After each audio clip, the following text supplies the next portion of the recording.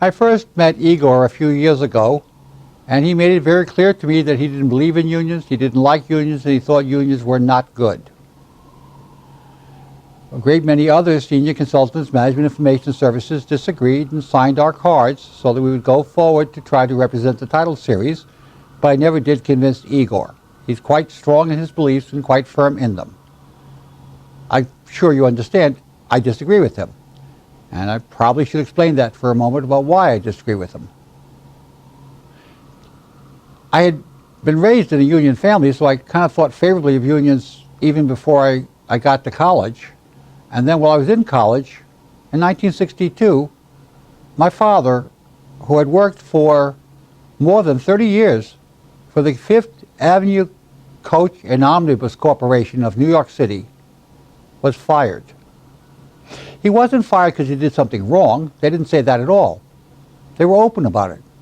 They fired him and 699 other workers because they were old, because they were very near collecting a pension.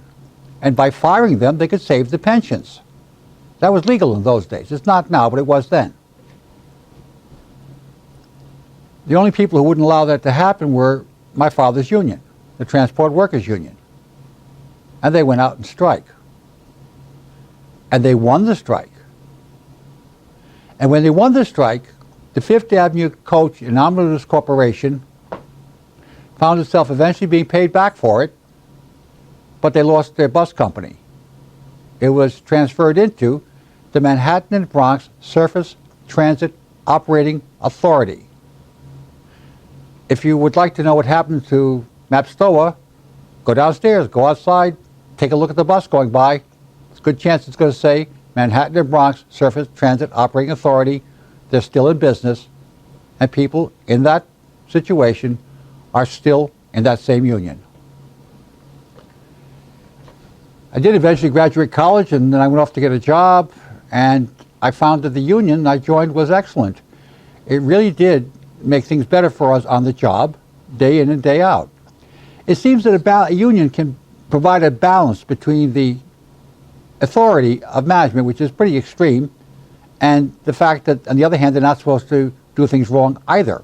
They're supposed to be under rules, and we're supposed to be under rules, and the union can make sure the rules are obeyed by both sides.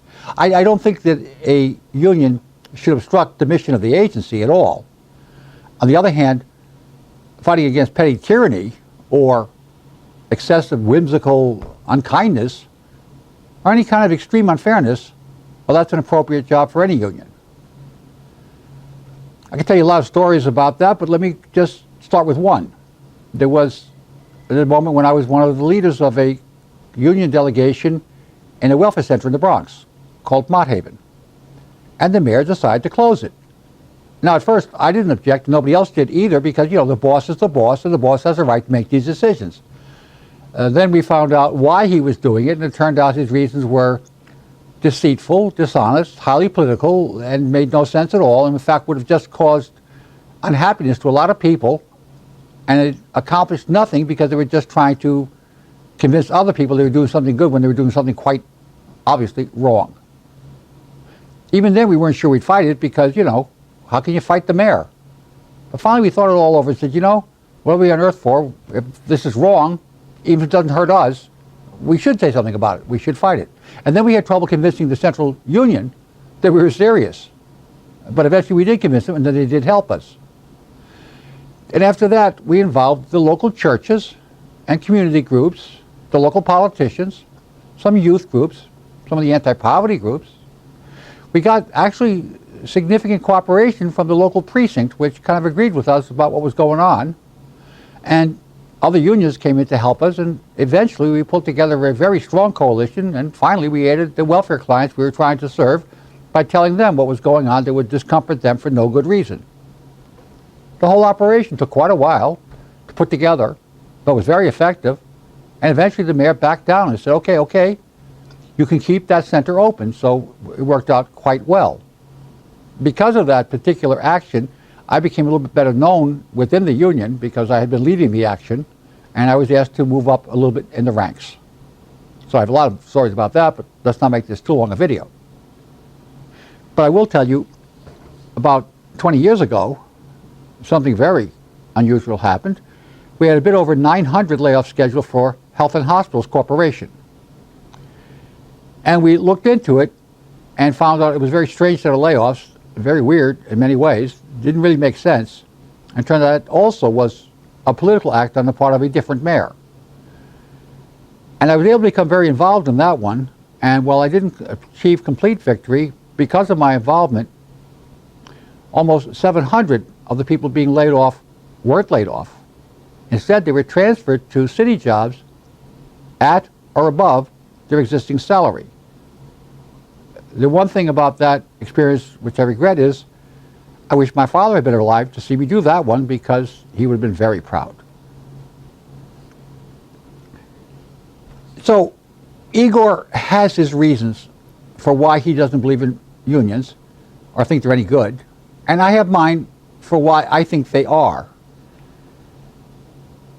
I would, however, agree with him that not all unions are good. I think some unions are an absolute disgrace. I think this is a good union, but I understand no union is any better than the people who are within the union, who believe in the union, who fight for the union. And if they don't have the right people, then the union's not that good either, and it could even be pretty bad. So I beg Igor, and I beg all of you who don't believe in the union and don't want to vote for the union, as you know, there's going to be a union, whether it be this one or the other one. And I actually call upon you, even though I know you start off thinking badly of unions, to please help me out, because I'd like this union to stay good.